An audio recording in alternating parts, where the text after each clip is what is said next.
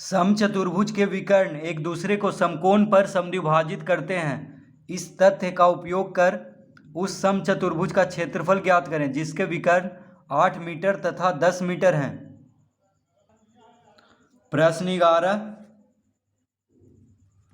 का पहला। तो पहले हम इसका एक चित्र बना लेते हैं।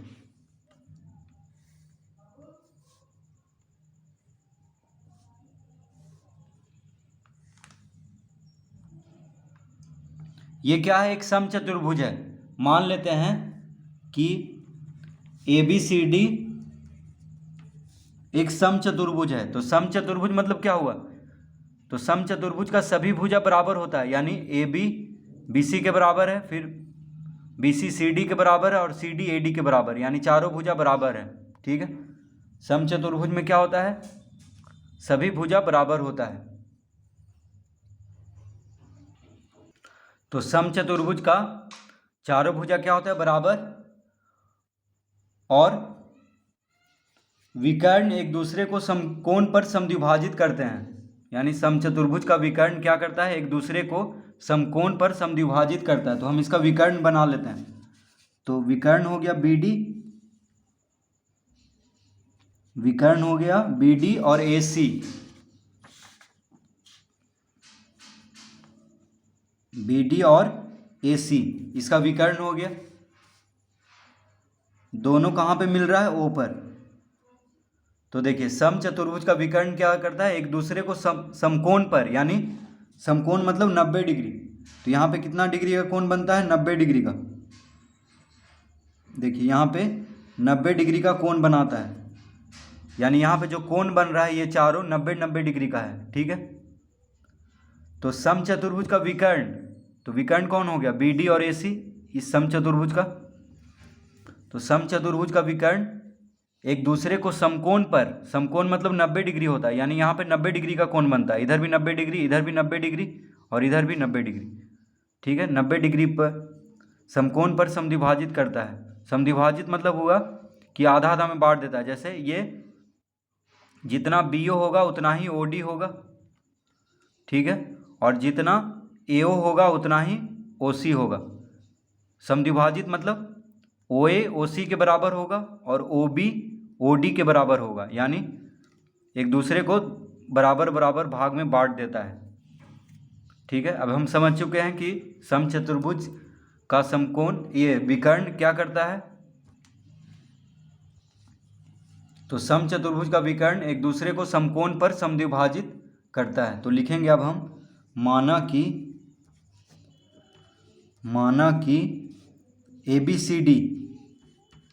ABCD एक समचतुर्भुज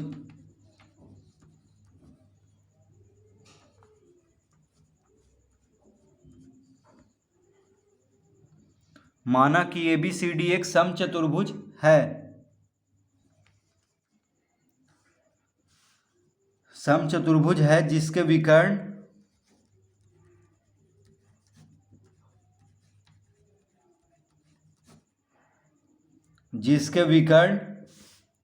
AC तथा BD है। AC तथा BD है। AC तथा BD है। तो ABCD क्या है? एक समचतुर्भुज है जिसके विकर्ण AC और BD है, ये हम मान लेंगे। तो लिखेंगे चूंकि समचतुर्भुज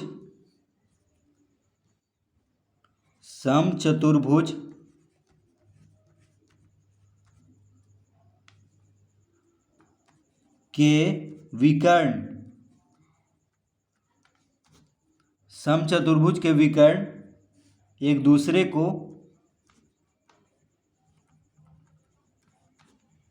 समचतुर्भुज के विकर्ण एक दूसरे को समकोण पर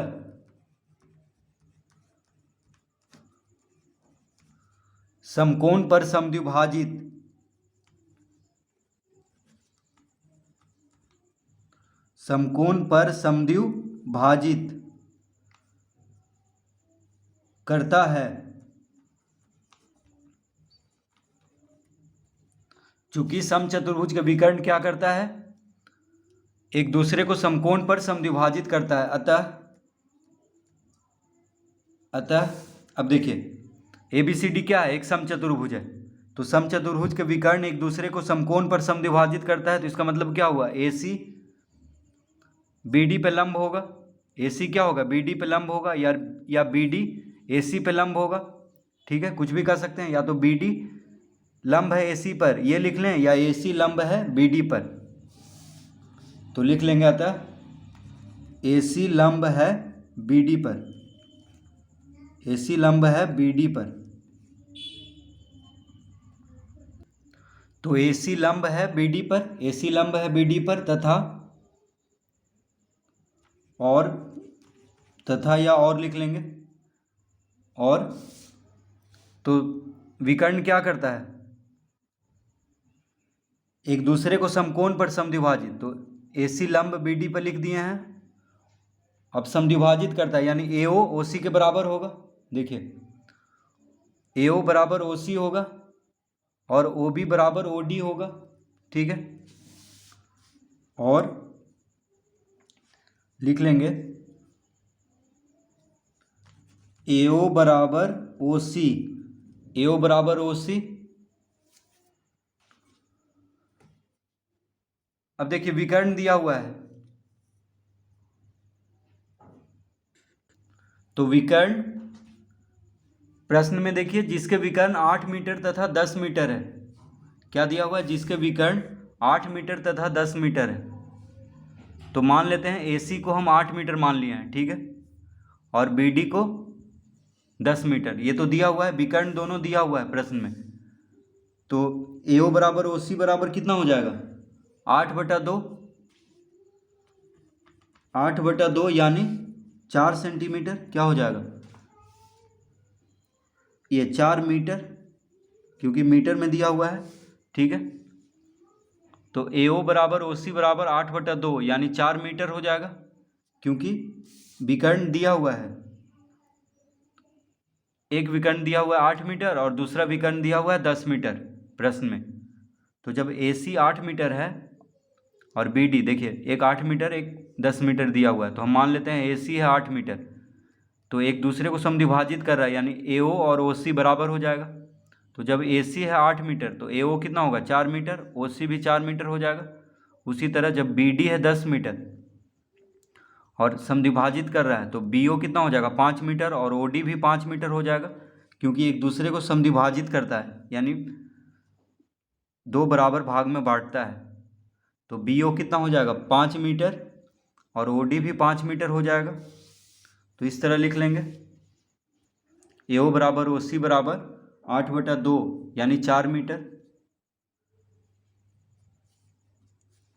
कॉमा देंगे यहाँ पे, फिर BO बराबर OD बराबर कितना हो जाएगा, 10/2 यानी 5 मीटर हो जाएगा।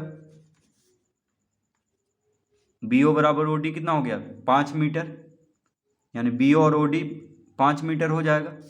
तो देखिए AO कितना हो गया, 4, OC भी 4 हो गया, BO हो गया 5 और OD भी 5 हो गया। तो 4 4 8, देखिए AC दिया हुआ है 4 4 8, AC 8 मीटर दिया हुआ है, BD 10 मीटर दिया हुआ है। तो क्योंकि एक दूसरे को समद्विभाजित कर रहा है, यानी दो बराबर भाग में बट जाएगा, 4 मीटर इधर 4 मीटर इधर, 5 मीटर इधर 5 मीटर इधर, यानी AO हो गया 4 मीटर, OC हो गया 4 मीटर, BO हो गया 5 मीटर और OD हो गया 5 मीटर। इस तरह लिख लेंगे।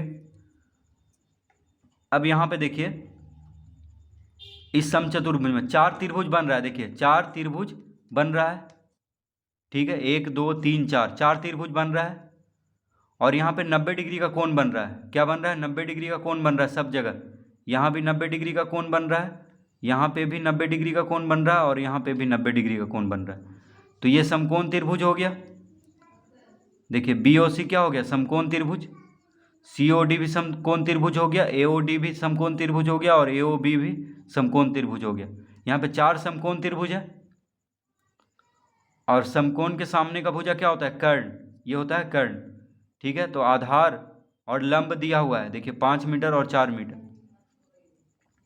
तो त्रिभुज का क्षेत्रफल का सूत्र क्या होता है? 1/2 गुना आधार गुना ऊंचाई। तो देखिए आधार भी दिया हुआ है, ऊंचाई भी दिया हुआ है, 5 मीटर और 4 मीटर। तो एक का अगर क्षेत्रफल निकाल दिए तो फिर 4 से गुना कर देंगे तो चारों का क्षेत्रफल ज्ञात हो जाएगा। ठीक है। तो अब हम लिखेंगे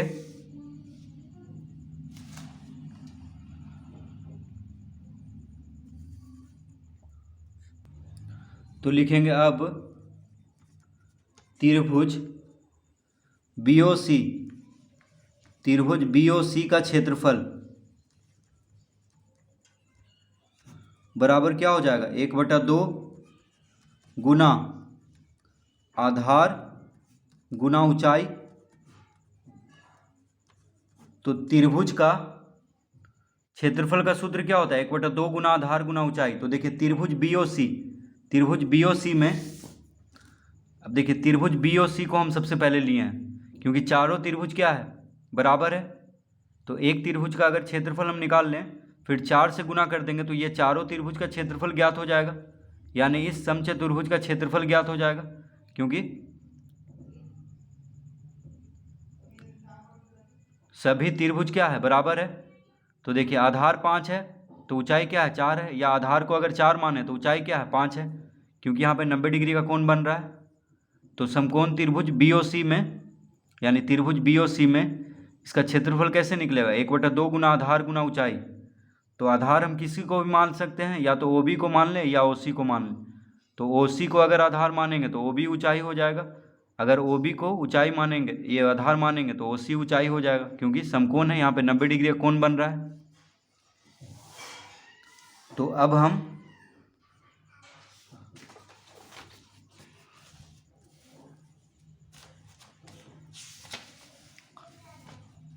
लिख लेंगे 1/2 गुना आधार, अगर हम OB को माने, आधार अगर हम OB या BO कह सकते हैं, BO को मानेंगे तो OC क्या हो जाएगा? ऊंचाई। तो देखिए आधार की जगह पे BO लिख लिए हैं, ऊंचाई की जगह पे OC। ठीक है। तो 1/2 गुना BO कितना दिया हुआ है? 5। OC कितना है? 4 है। OC कितना है? 4 है। 2 से 2 कट गया, ये 2 से 4 कट गया 2 बार में, तो कितना आ गया? 5 दूना 10 वर्ग मीटर। कितना आ गया? 10 वर्ग मीटर। तो एक त्रिभुज का क्षेत्रफल आ गया है 10 वर्ग मीटर। देखिए इसका क्षेत्रफल कितना आ गया? 10 वर्ग मीटर। तो चारों त्रिभुज बराबर है तो 10 वर्ग मीटर इसका आ गया, तो इसका भी 10 वर्ग मीटर आएगा, इसका भी 10 वर्ग मीटर आएगा, इसका भी 10 वर्ग मीटर आएगा, यानी 10, 20, 30, 40। तो इस समचतुर्भुज का हो जाएगा 40 वर्ग मीटर इसका क्षेत्रफल। तो लिखेंगे अतः समचतुर्भुज